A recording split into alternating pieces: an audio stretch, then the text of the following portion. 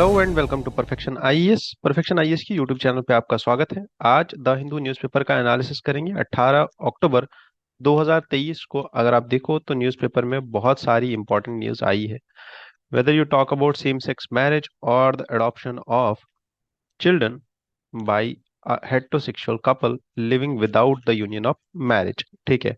The unmarried couples, will they be able to adopt children or not? That's also under the question of the judiciary and how judiciary has responded to इट। तो हमें आज जो है judiciary के related और same sex marriage और marriage post marriage, जिसको हम बोलते हैं पर्टिकुलरली सिविल लॉज, ठीक है, या जो हमारा टॉपिक रिलेटेड है फैमिली से एंड मैरिज, अगर इसका एक डायमेंशन हम देखें तो ये हमारे GS1 का पार्ट है सोसाइटी का, और अगर इसका दूसरा डायमेंशन देखें तो हमारे GS2 पॉलिटी का पार्ट है, ठीक है। ये जो टॉपिक है, और पॉलिटी में ये पार्ट पड़ता है हमारा यूनिफॉर्म सिविल कोड। और civil code, civil law, civil marriage, जितना भी ये entire plethora of legal question है, उसके अंदर ये सारा जो है मैटर पड़ेगा। चाहे इसमें अब जो सुप्रीम कोर्ट ने आज बोला है about the legislature having its part in framing the rules and laws about the same sex marriage and a need of high powered committee to consider all the laws and the equality based provisions for LGBTQ and the new dimensions and the evolution of marriage, evolution of the bond, evolution of family, इससे related जितनी भी चीजें हम देखेंगे that will be for GS1। But GS2 से related हम legal question देखेंगे इस एंटायर theory का। Second is there is a centralized procurement as a powerful health idea, an editorial जो आज लिखा गया है। तो जो मैंने अभी मैरिज और फैमिली से related, there is news number 1 2, तीसरा एक एडिटोरियल है, और नाइन्थ एक न्यूज है, plus there is one more editorial about the trans persons, ठीक है। तो ये सारा जो है आज, and a case for marriage equality, ठीक है।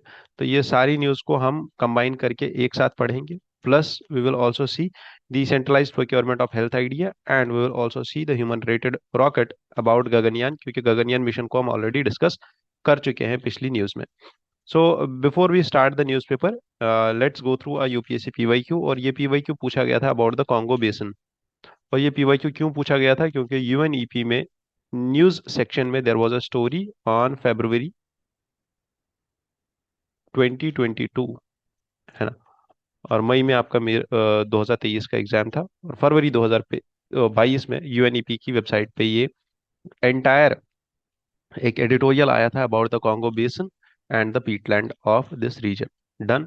तो therefore we need to consider all of this while we are preparing, कि हमें कौन कौन सी वेबसाइट है जहाँ पे हमें हफ्ते में एक बार, महीने में एक बार विजिट करना चाहिए, ठीक है। चाहे आप यूएनईपी ले लो, यूनाइटेड नेशंस ले लो, वर्ल्ड इकोनॉमिक फोरम ले लो, आप एनपीटी की वेबसाइट ले लो, आप यूएनएससी की वेबसाइट ले लो, न्यूक्लियर ऑर्गेनाइजेशन IAEA की वेबसाइट ले लो। तो हर एक वेबसाइट हमें कभी ना कभी महीने में एक बार विजिट करनी चाहिए। Done. Let's move to the next first news which talks about legalising the same sex marriages, as has been highlighted by Supreme Court that we cannot legalize this same sex marriage, as there was a mixed verdict जो कल के case में आया है, कि हाँ, some judges were in the favor, but the majority of the judges were in this favor that there should be a legislative framework। ये responsibility legislature की है कि वो एक लॉ लेके आए ताकि वो रेगुलेट कर पाए किसी चीज को। तो हमें ये देखना होगा पहले कि अगर कोई भी इशू है, चाहे वो लिकर बैन ही क्यों ना हो, वो काउ स्लॉटर ही क्यों ना हो, वो जितनी भी DPSPs हैं, है ना, चाहे वो मैरिज से रिलेटेड, यूनिफॉर्म सिविल कोड से रिलेटेड जितने भी DPSP में प्रोविजंस है, वो सारे प्रोविजंस का या किसी भी लॉ का, किसी भी इशू का दो डायमेंशन होता है। पहला डायमेंशन है रेगुलेशन का, है ना। किसी भी चीज को रेगुलेट अगर करना है तो ये काम किसका है? रेगुलेशन से रिलेटेड अगर लॉ लेके आना है तो ये काम है लेजिस्लेचर का, ठीक है। अब इस लॉ को चेक करना whether this law is okay और नॉट ओके, है ना, इस लॉ को चेक करना, इस लॉ के ऊपर जुडिशियल रिव्यू चलाना, है ना, whether this law is through the due process of law and what was the procedure which was established while we formed this law, whether this law is in contravention to the fundamental rights or not, उन सब चीजों को, उन questions को decide करने के लिए हमारे पास जुडिशरी है। But the prime factor is whether we regulate it और नॉट। रेगुलेशन के बाद का इशू, वेदर इट्स अलाउड और नॉट अलाउड, उस चीज पे जो बात होगी, उस रेगुलेशन पे जो बात होगी, उस लॉ पे जो बात होगी, वो जुडिशरी करेगी। पहले जुडिशरी इनिशिएट नहीं करेगी। It can not be a case of judicialisation, ये टर्म आपको याद रखना होगा, जुडिशियलाइजेशन ऑफ गवर्नेंस, ये नहीं हो पाएगा। और जुडिशियलाइजेशन ऑफ लेजिस्लेचर भी नहीं होगा, है ना, ठीक है। और जुडिशियल लेजिस्लेशंस नहीं होंगे, है ना। That is something which contravenes to the basic principle of the constitution which talks about separation of power. ठीक है, इन दो चीजों को हमें समझना होगा और अच्छे से समझना होगा। और यहाँ पे हम बहुत अच्छे से समझ सकते हैं कि सुप्रीम कोर्ट ने ऐसा डिसीजन क्यों लिया है। ठीक है, why Supreme Court has step back in this case. So all the five judges unanimously agreed that there is a discrimination against same-sex couples which should end also. Even our Chief Justice Honorable D.Y. Chandrachud, in the minority on the bench, was in the minority on the bench, who was holding this thing that there is grave issue in the fundamental rights of their relationship, and this the section of the queer people, they should have this fundamental right to form relationships, है ना, and that relationship should be legally recognized also. However, the part of when we talk about the legal question, at that point Supreme Court has stepped a back step so that it can let legislature to do its own work। ठीक है। सो there were continuously आज के newspaper में एक news आपने ये देखी जो फ्रंट पेज पे आई थी, दूसरी न्यूज़ आगे जाके पेज नंबर 8 और पेज नंबर 9 पे आई थी। एडिटोरियल सेक्शन में there was an editorial about the same thing, and there was a article from the archives of the Hindu which talked about the same sex marriages. ठीक है, अब इन सब से जो मैंने समरी निकाला है, इन सब का समरी ये था दैट सबसे पहले there was this news talking about कि कौन से जज थे जिन्होंने थोड़ा बहुत सेपरेट ओपिनियन दिया from the justice P Narasimha, who formed the majority judgement on this case. तो ये हमें जजमेंट किस जज ने क्या किया, किस जज का क्या ओपिनियन था, वो हमें याद रखने का जरूरत नहीं है। But yes, we need to remember this thing that homosexuality was decriminalized in 2018, and now Justice D.Y. Chandrachud and Justice Kaul has urged the government to constitute a high-powered committee so that it determines the scope of the benefits which are currently available to the same sex union। कि आज की date में जो same sex union होगा, same sex चाहे वो relationship में आए, चाहे वो किसी भी केस में एक साथ रह रहे हो, वो लिव इन में रह रहे हो, वो कैसे भी रह रहे हो, सेम सेक्स कपल जहां पे भी है, उनको क्या क्या लेजिस्लेटिव और क्या क्या एग्जीक्यूटिव बेनिफिट्स दिए जा रहे हैं, चाहे वो स्कीम्स के द्वारा हो, चाहे वो लॉज के द्वारा हो, है ना। उस चीज को स्टडी करने के लिए there should be high powered committee which Supreme Court has urged the government to do. Done. What are the issues in this legal marriage? So particularly the first issue is that we do not provide them legal recognition, है ना। These civil unions are not legally recognized, and this contravenes to the interpretation of Article 21, which is the most evolved article of the Constitution, which talks about three things. One is privacy, dignity, and marital choice, and all the three things are interrelated as per the interpretations of Article 21। Done। इस word को हम आगे जाके थोड़ा सा और use करने वाले हैं। Now the fundamental right to marry, the court negates that the expectation that it would combat the discrimination against same-sex couples in the realm of marriage, denying them the fundamental right to marry। ठीक है, कि there is no such thing that you will say कि हाँ ठीक है, ये लोग शादी कर लेंगे तो उसके बाद इनके पास डिस्क्रिमिनेशन, इनके ऊपर डिस्क्रिमिनेशन नहीं होगा। There should be a holistic approach to deal with this issue, जो ये डिस्क्रिमिनेशन का इशू है। We should target that, we should not target this issue in silos. हमें इसको ब्रेक करके छोटे छोटे कंपोनेंट्स में टारगेट नहीं करना है, हमें इस पूरे इशू को, जो डिस्क्रिमिनेशन का इशू है, उसको होलिस्टिकली टारगेट करना चाहिए. Then setting the statutory limitations, there should be statutory limitations and there should be individual choice which should be protected by the constitution, which already is protected by the constitution, but here in this case their individual choice is not, है ना. Otherwise constitution is uniform in its nature. Constitution does provide protection to everyone, even to the queer people also, LGBTQ people also, है ना. But at this point of time these interpretations are changing the scenario, and the societal recognition and societal accountability and societal acceptability of these things is something which challenges the legal perspectives. What are the other challenges required? So the first challenge is that there should be a legislative action, which Supreme Court has also highlighted, that it should, the verdict leaves this responsibility on legislature only. And second thing is adoption. ठीक है, adoption को लेके आगे एक और news भी आएगा, वो भी देखेंगे हम. That adoption, the majority opinion disapproves of same sex couples having right to adopt children. Can why can't they build a family even if they do not marry? Why can't they build a family and then adopt children and help the children grow? Why can't they have that happiness, है ना, to having these children?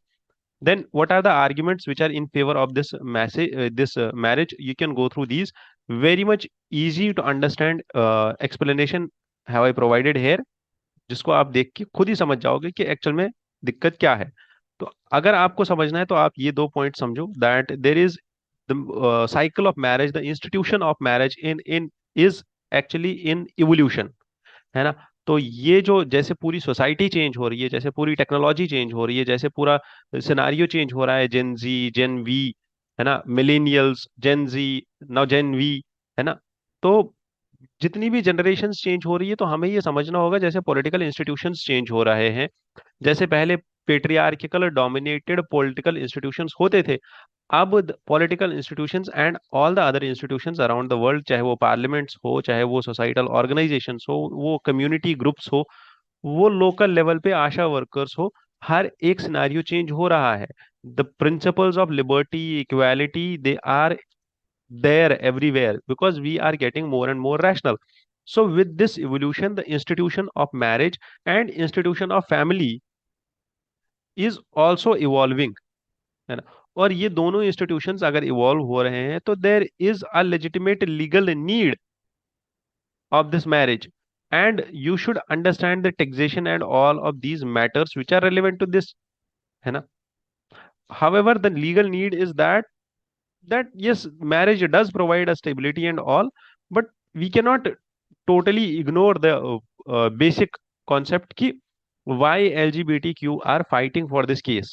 ठीक है, वो क्यों LGBTQ, why are they going to court, for what? For societal acceptability, है ना. Why are they going to courts? For ensuring societal acceptability. What does this mean? Because see, the point here is when we set morality in society, when we set morals or ethics in society, it needs recognition. Society जब तक approve नहीं करती है तब तक we can not say something is ethical और something is moral, है ना. तो सोसाइटल एक्सेप्टेंस मिलने के बाद ही इंसान सोसाइटी में रह पाता है. अदरवाइज सब लोग तो कर सकते हैं ना मैरिज, है ना. Once they do this, is this criminalised anyway? That there is no provision there which criminalizes this thing. ठीक है, that same sex couple is a crime, a criminal act. There is no such provision in law or in constitution. But why these people are approaching judiciary for this thing? Because they want societal acceptability through the doors of judiciary. ठीक है, they want societal acceptability through the doors of judiciary. That is what we need to understand behind entire this struggle of these people. ठीक है. Then there is another one more issue relevant to this, that is unmarried couples having the right to adopt children jointly. ठीक है. On this also Supreme Court has highlighted this thing, that the majority judgment on this same sex marriage has brought attention to this related issue, and in this Justice D.Y. Chandrachud has stood for this thing, that there is this regulation number 5 of the adoption regulations which is ultra vires, which prohibits unmarried couples from being prospective adoptive parents, is ultra vires. Therefore, the Juvenile Justice Act ultra-virus to the Juvenile Justice Act and it infringes on the fundamental rights of queer couples. तो इन्होंने ये बोला है अपने judgement में, इनका जो statement था in the majority judgment, in this judgment, कि ये लोग जो है same sex couples, they should be allowed to adopt children, and जो लॉ इनको रोक रहा है that is regulation number 5 clause 3 of the adoption regulations, this is ultra vires. और ये इसको नल एंड वॉइड डिक्लेयर करना चाहते थे, बट देर वेर अदर जजेस also, majority view of justice SR Bhatt, Hema Kohli, PR Narasimha, they stood for this thing that it's not wide, it's not ultra virus. The de facto families and single individuals are allowed to adopt and then start living in a non matrimonial relations. ठीक है। There is also one more perspective in this case कि court is not the right institution to consider this case, but the CARA, that is the central adoption regulation resource authority, जो पूरा adoption को regulate करती है। ठीक है। और ये नेशनल, डोमेस्टिक एंड इंटरनेशनल दोनों एडॉप्शंस को रेगुलेट करती है, and this was the case about the unmarried couples. तो अब जो यहाँ पे हमें निकल के सामने आ रहा है, the question here is that अब हमें आगे क्या देखना पड़ेगा। तो आगे we can expect a question in UPSC means about the evolution of the institution of family and what we can see is there are two more issues and the adoption related adoption rights of unmarried couples। ठीक है। Plus rights of LGBTQ+। ठीक है। ये कुछ issue है जिसको हमें prepare करना चाहिए, और आज का जो मैंने एनालिसिस किया है इसका, इससे आपको पॉइंट्स निकालने हैं और इन पॉइंट्स को आपको अपने पास आराम से स्ट्रक्चर करके, फ्रेम करके अपने नोट में रखना है, ताकि जब भी ये क्वेश्चन आए तो हम इस क्वेश्चन को आराम से डील कर पाए। Done. Let's move to the next editorial, and this editorial talks about the red tide. ठीक है। This red alert was witnessed in Sea of Puducherry on Tuesday, alarming the coastal management experts about the Orophilia schiavina. This expert, this Orophilia, she highlighted this thing that this phenomena, why was this red tide witnessed here, was due to the abundance or bloom of the algae as being the result of the more nutrients in water। तो इसको क्या बोलते हैं हम, इसको बोलते हैं algal Bloom. Usually हमें फ्लोरिडा में देखने को मिलता है। ठीक है। और इस एल्गे का नाम है केरिनिया ब्रिविस, जो फ्लोरिडा में आता है। और फ्लोरिडा में भी आपको टेम्पा बे है एक जगह जहां पे आपको देखने को मिलेगा दिस एल्गल ब्लूम। अब ये बस एल्गल ब्लूम जो है ये रेड टाइड ही नहीं है, ये blue tide, green tide and sometimes known as yellow tide भी आता है। और अगर आपको याद हो तो रेड सी का कलर भी रेड है, why, because of the presence of these algae। So why is this algal bloom called as why is this algal bloom considered as harmful? Why is this algal bloom basically harmful? Because this occurs due to the more inflow of nutrient pollution। और nutrient pollution के बाद क्या होता है, eutrophication होती है। Eutrophication से क्या होता है, हाइपोक्सिया बनता है, जो कि यूपीएससी ऑलरेडी पूछ चुका है अपने क्वेश्चंस में। ठीक है। प्रीवियस ईयर क्वेश्चन पेपर अगर आप देखो तो हाइपोक्सिया क्या होता है, मास के death, and why does this lead to dead zone, है ना। और ये डेड जोन क्या होता है और इसकी वजह से क्या होता है, ये सब चीजें आप देख लो। नॉर्मल एक्सप्लेनेशन है, बहुत ही बेसिक एक्सप्लेनेशन, बहुत बेसिक वर्ड्स में मैंने यहाँ पे दिखाया हुआ है। ठीक है। पर्टिकुलरली अगर आपको कोई पॉइंट्स याद रखने हैं तो first is dinoflagellate, also known as Karenia brevis. ये वाला जो एल्गे है, ये एल्गल ब्लूम आपको कहाँ देखने को मिलेगा, ये आपको याद रखना है। And it's not only algae, it's bacteria also which can start, which can be there responsible for the growth of these algae. And there is also one more issue, that is temperature and turbidity, जो responsible होते हैं किसके लिए, इस algal bloom के लिए। ठीक है, तो causes consequences दोनों हमें याद रखने हैं, and its implications you can note down these implications for your mains answer। Done। What are the mitigation steps which we have taken is ISRO का OceanSat 2 satellite which was launched in 2009 can cover larger areas and provide global ocean color। और अगर ये ocean sat which is a surveillance satellite oceans पे surveillance रखता है, तो then we can definitely understand that to how to use those signals, how to use that real time monitoring in alarming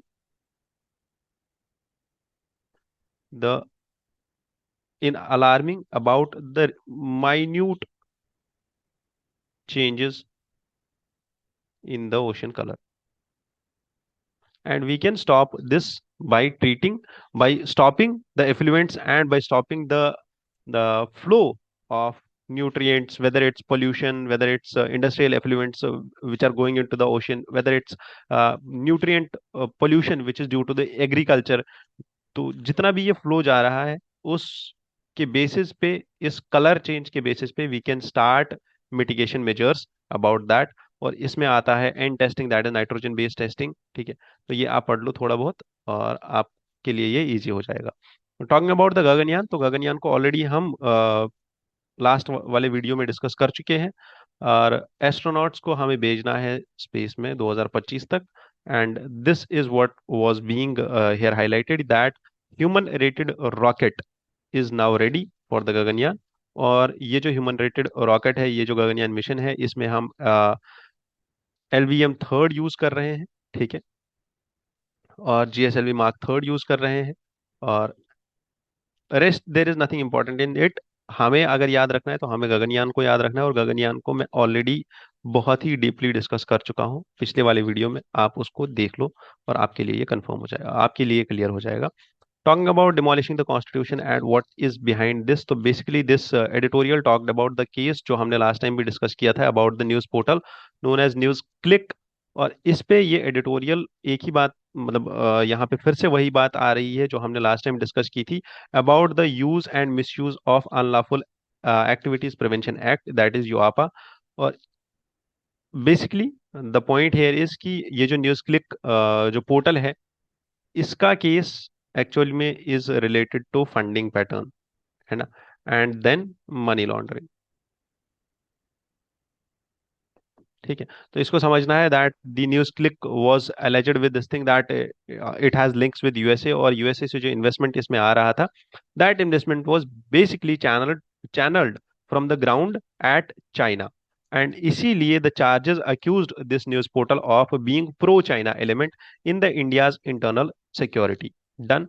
so the point here is जिसपे सारे editorials आए थे, it's about subverting the democracy from the outside. What does this mean, that is कि terrorism laws against the journalists. ठीक है, particularly just to curb the right to speech, just to curb, and when we talk about the unchecked hate speech against the minorities, when we talk about opaque electoral funding, these can damage the judiciary more। And the right to speech को curb करना, terrorism के laws उठा के journalists पे लगाना, these laws should not be in that way, और this is the point where democracy starts degrading. And यही जो है हमें याद रखना है, इस आर्ग्यूमेंट को याद रखना है, इस पॉइंट को याद रखना है। क्यों याद रखना है? Because this is something which we can use when we talk about the democratic development and decentralisation in India. ठीक है, जो कि हमारा टॉपिक रहेगा कहाँ पे, बताइए?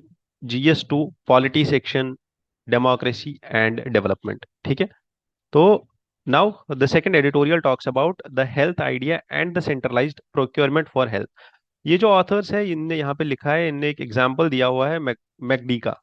ठीक है, एंड दे से कि अगर मैकडी के अगेंस्ट में एक वड़ा पाव वाला ब्रांड स्टार्ट हो जाए, और वो वड़ा पाव वाला ब्रांड एक काम करे कि वो हर जगह इंडिया में पूरी कंट्री में अपनी फ्रेंचाइजी खोले, बट उस फ्रेंचाइजी जितनी भी उसकी फ्रेंचाइजीज होंगी, उन सबको वो जो रॉ मटेरियल है, वो जो प्रोक्योरमेंट करके दे रहा है, चाहे वो आलू करके दे रहा है, वो मसाले दे रहा है, वो एक सेंट्रल टीम बनाए और वही प्रोक्योर करे और वही हर एक फ्रेंचाइजी को वो सप्लाई कर दे.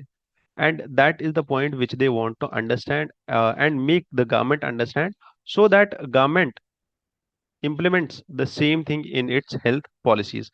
कैसे करेंगे? Applying the central procurement, they ask the government so that the schemes, the pooled schemes like central government's health scheme, प्रधानमंत्री Jan Arogya Yojana, employ state insurance scheme, इन सब के पीछे एक मेन अथॉरिटी होनी चाहिए, एक मेन ऑर्गेनाइजेशन होनी चाहिए जो प्रोक्योरमेंट करे, जो डायरेक्ट नेगोशिएशंस करे फार्मा कंपनीज के साथ, significant like large scale discounts पे वो बाइंग एंड सेलिंग करे, वो मैक्सिमम डिस्काउंट दे पाए और सबसे लीस्ट अमाउंट पे पेशेंट्स के पास दवाइयाँ पहुंच पाए. चाहे वो national cancer grid in India की बात करें या वो हाई वैल्यू मेडिसिन की बात करें जो यूजुअली बहुत ज्यादा हाई लेवल पे बहुत ज्यादा कॉस्टली पड़ती है पेशेंट्स को, उन सब दवाइयों को हम आराम से और बहुत ही चीप रेट्स पे दे सकते हैं अगर हम ऐसा कोई लार्ज बिडर, एक नेशनल लेवल की अथॉरिटी हो हमारे पास, एक नेशनल लेवल का प्रोक्योरमेंट मैकेनिज्म हो हमारे पास, जैसे हमने डीएसी बनाया है ना, डिफेंस एक्विजिशन काउंसिल. ये किस लिए है? ये डिफेंस की एक्विजिशंस करता है, डिफेंस का प्रोक्योरमेंट करता है और इससे प्रोक्योरमेंट फास्ट, स्टडी और चीप हो जाता है. Similarly they want the same thing for pharma also, and this is just a suggestion which we can use as a way forward in our health care related questions. ठीक है, क्योंकि हम usually पिछले साल तक, इस साल तक मेंस में जितने भी बच्चों ने मेंस दिया इस बार, तो we use to consider this thing that कि हाँ, वे फॉरवर्ड अगर लिखना है तो वी कैन टॉक अबाउट प्रधानमंत्री जन औषधि, प्रधानमंत्री Ayushman Bharat, universal insurance, universal health coverage, है ना. Now this is something which we can talk about the health care related governance, है ना, the mechanism of governance behind the health care. Done. At the last, there is this editorial about the synergistic barriers which affect the progress of SDGs. SDGs 2030 तक हमें accomplish करने हैं और यहाँ पे सबसे important चीज है हमारे लिए कि what are the barriers which stop us from achieving a significant growth in SDGs. ठीक है, इन टारगेट्स को अचीव करने के लिए the primest of the most is the investment gap as per the United Nations report, which talks about कि हमें जो gap है अभी इन्वेस्टमेंट में एसडीजीज को अचीव करने के लिए, वो $4 ट्रिलियन की है. जो डेवलपिंग कंट्रीज में नीड है पैसे की, वो $4 ट्रिलियन चाहिए, और उसमें से हमें तो $2 ट्रिलियन बस इसलिए चाहिए क्योंकि हमें एनर्जी ट्रांजिशन करना है. तो this is the significant point here जो हमें याद रखना है. ठीक है. Second is resource allocation, enabling environments, capability development, cost effectiveness, saturation limits. These things have to be there, and the same thing has highlighted by United Nations expert group. जो report आई है, ये रिपोर्ट बोल रही है that there is a significant lack of synergistic action. That is कि हम, ये रिपोर्ट असल में एसडीजी समिट हुआ था अभी न्यूयॉर्क में और वहां पे ये सबमिट किया गया था, वहां पे इस रिपोर्ट को डिस्कस किया गया था. And this report talks about this thing and what is this synergistic action. This synergistic action talks about, ठीक है, कि हम एक सिंक में चल पाए. ठीक है, जहां पे हम developing countries and developed countries दोनों को साथ लेके चले और हम हर एक गोल, जो 169 टारगेट्स हैं हमारे, उन टारगेट्स को अचीव कर पाए बाय 2030. और उसके लिए जो भी चीजें हमें करनी है, चाहे हमें कॉस्ट इफेक्टिवनेस करनी हो या चाहे हमें इनेबलिंग एनवायरमेंट्स बनाने हो, वो अफ्रीका या एशिया की बात की जाए, वो स्मॉल आइलैंड डेवलपिंग नेशंस, इनकी बात की जाए, है ना, तो हर जगह जो हमें रिसोर्स एलोकेशन करना है, चाहे ये 2 ट्रिलियन की बात करें या 4 ट्रिलियन की बात करें, रिसोर्स एलोकेशन और enabling environments, such these cost effectiveness, all of this should be in sync. Done. and that is why what India has been focusing on is renewable energy push. और अगर आप देखो तो EV, electric vehicles, electric transition, transitioning to electrical mobility, जिसमें हम start किए थे fame scheme से, फिर फेम टू लेके आए, और उसके बाद धीरे धीरे धीरे धीरे करके हम चाहे सौभाग्य स्कीम लेके आए, हम उज्ज्वला स्कीम लेके आए। तो हर एक स्कीम इसीलिए थी, चाहे हम अभी के बात की जाए तो इंटरनेशनल सोलर अलायंस, उसके बाद हम बात करें तो मल्टीपल लेवल पे, G20 लेवल पे we have discussed this thing that electric transition and energy transition, है ना। रिवाइज्ड एनडीसीज लेके आ गया इंडिया, है ना, विद मोर टारगेट्स, और हमने टारगेट्स इतने नजदीक कर दिए, नेट न्यूट्रलिटी पे लेके आ गए, नेट कार्बन न्यूट्रलिटी पे लेके आ गए 2070, है ना। तो हर एक जो इंडिया स्टेप ले रहा है, that is about this achievement of SDGs. But the significant barrier जो हमें रोक रहा है उस अचीवमेंट, उस चीज को अचीव करने से, एसडीजीज के टारगेट्स को फुलफिल करने से, is that we do not recognise the interlinkage between the institutions. और जो ये इंटरलिंकेज है, और उस इंटरलिंकेज की वजह से जो डुप्लीकेशन ऑफ वर्क हो रहा है, वो जो बैरियर क्रिएट कर रहा है, उसकी वजह से हमें जो यील्ड चाहिए था, जो डिजायर्ड आउटकम चाहिए 2030 तक, है ना, वो नहीं मिल पा रही है। ठीक है, that is the prime most issue. और अब हमें क्या काम करना चाहिए, that we need to invest more in the clean energy option that will simultaneously benefit our other goals also. Done. With this, I thank you for being here and streaming on to Perfection IES. I wish you all the best. Jai Hind, Jai Bharat.